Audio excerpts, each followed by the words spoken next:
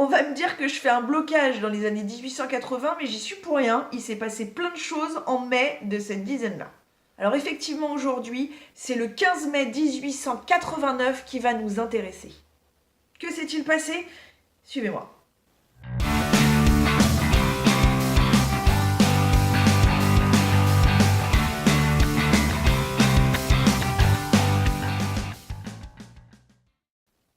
Le projet d'une tour de 300 mètres est né à l'occasion de la préparation de l'exposition universelle de 1889. Il y a en effet derrière un enjeu technologique et une vitrine politique pour le pays accueillant. En effet, en démontrant son savoir-faire industriel, le pays accueillant l'exposition montre son avance et sa supériorité sur les autres puissances européennes. Dans cette optique, la France accueille à plusieurs reprises l'exposition universelle, comme en 1855, en 1867 ou encore en 1878.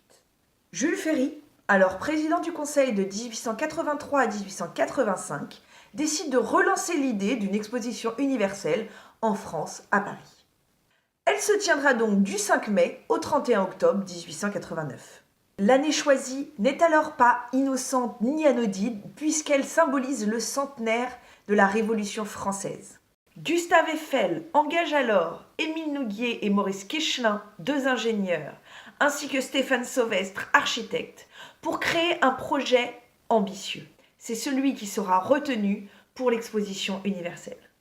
L'idée est donc d'étudier la possibilité d'élever sur le Champ de Mars une énorme tour de fer carrée de 125 mètres de côté sur 300 mètres de hauteur. Il a fallu 5 mois pour construire les fondations de la tour. Et le 1er juillet 1887, le montage de la partie métallique de la tour commence. Le chantier se termine 21 mois plus tard.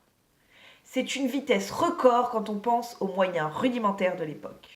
Tous les éléments sont préparés à l'usine de Levallois-Perret, siège de l'entreprise Eiffel. Chacune des 18 000 pièces de la tour est dessinée et calculée avant d'être tracée au dixième de millimètre près et assemblée par éléments de 5 mètres. Encadrée par une équipe de vétérans des grands viaducs métalliques, sur place c'est entre 150 et 300 ouvriers qui s'occupent du montage de ce gigantesque mécano. La tour est montée à l'aide d'échafaudages en bois et de petites grues à vapeur montées sur la tour elle-même. Le montage du premier étage est réalisé à l'aide de 12 échafaudages en bois de 30 mètres environ, puis sera remplacé par 4 grands échafaudages de 45 mètres. Commencé en janvier 1887, le chantier s'achèvera le 31 mars 1889.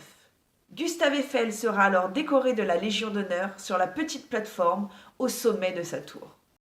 Alors qu'elle avait été décriée pendant toute sa construction, la tour connaît, durant l'exposition universelle, un succès immédiat. Dès la première semaine, alors que les ascenseurs ne sont même pas encore en service, ce sont 28 922 personnes qui grimpent à pied en haut de la tour.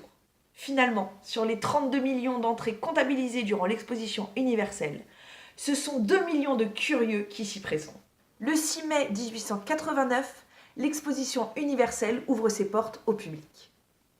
Mais ce n'est qu'à partir du 15 mai 1889 que le public peut grimper à la tour de 300 mètres, le nom initialement donné à la tour Eiffel. La tour a pourtant bel et bien failli être détruite à plusieurs reprises, suite au manque d'intérêt du public, notamment lors de l'exposition universelle de 1900. Mais c'est grâce à ses services pour la science et la météorologie, puis grâce à l'histoire de la France, que la grande tour de fer est restée et restera un des symboles de la France. Sur ce, je vous souhaite à tous une très bonne journée et je vous dis à bientôt.